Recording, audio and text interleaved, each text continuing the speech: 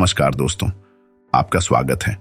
आप जानते होंगे कि दुनिया में ज्यादातर आपसी लड़ाई इसलिए होती है कि हम लोगों का अपनी जुबान पर कंट्रोल नहीं होता है।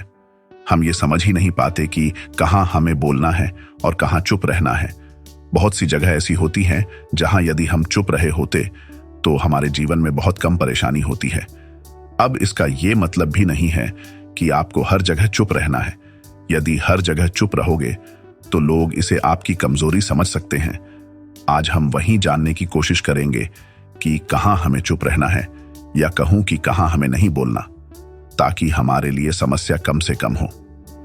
सुकरात कहते हैं कि यदि आप किसी ऐसी जगह या महफिल में हैं जहां ज्यादातर लोग अपनी ही बातों पर शेख ही मार रहे होते हैं, तो आपको उस जगह ज्यादा नहीं बोलना, क्योंकि उनकी शेखी मारना ही इस बात की गवाही देता है कि वो दिमागी रूप से कितने कमजोर हैं।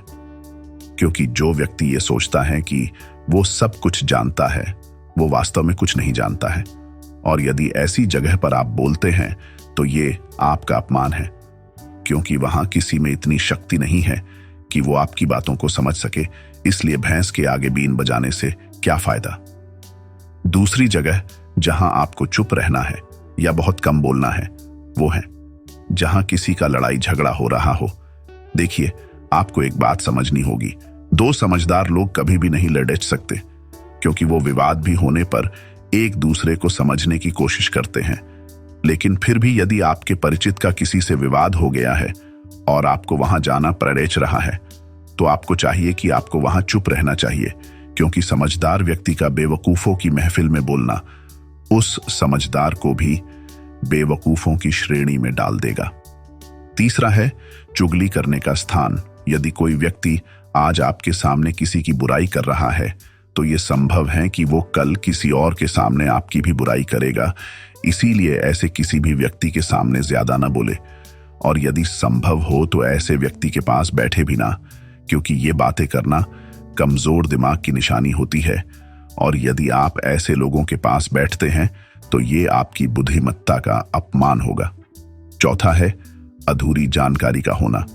जब आप किसी की अधूरी जानकारी पर यकीन करते हैं या किसी को अधूरी जानकारी देते हैं, तो ये अधूरी जानकारी आपके लिए समस्या ही खड़ी करेगी, क्योंकि अधूरी जानकारी एक झूठ के सिवा कुछ नहीं है।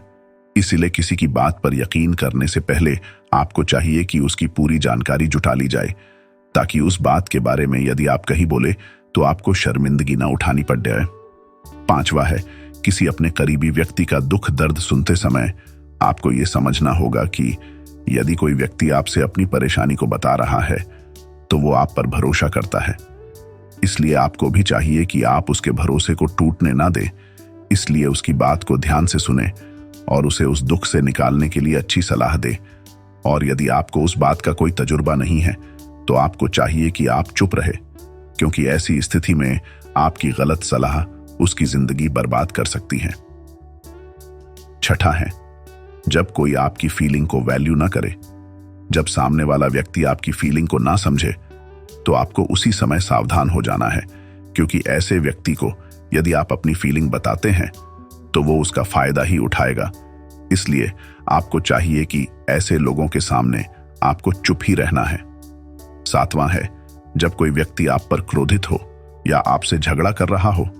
जब आपका कोई करीबी व्यक्ति आपसे झगड़ा कर रहा हो या किसी बात पर आपसे क्रोधित हो, तो तब उसके सामने आपका चुप रहना ही समझदारी भरा कदम होगा, क्योंकि जब व्यक्ति गुस्सा कर रहा होता है तब उसका अपने मन पर नियंत्रण नहीं रहता।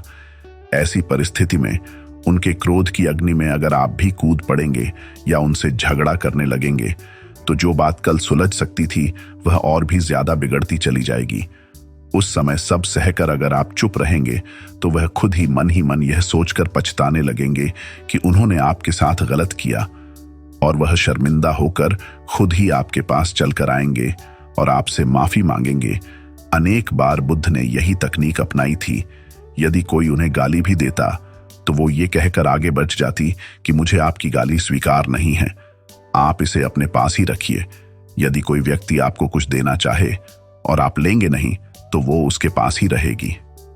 इसलिए अगर कोई गाली भी दे तो उससे यही कहो कि मुझे नहीं लेनी आपकी गाली, लेकिन यदि आप क्रोधी व्यक्ति के साथ खुद भी क्रोधित हो जाएंगे तो इसका गंभीर खामियाजा आपको भुगतना पड्डी दिहेगा।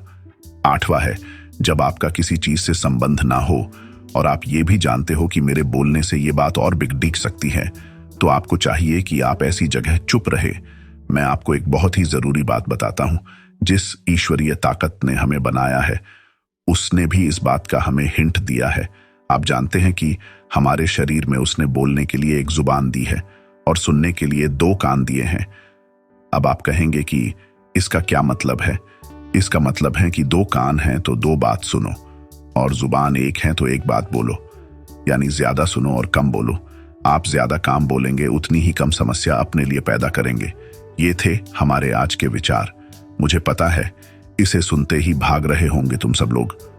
रुको जरा, सब्र करो, हमारा भी काम कर दो यार। सब्सक्राइब और शेयर कर दो। जय हिंद, जय भारत।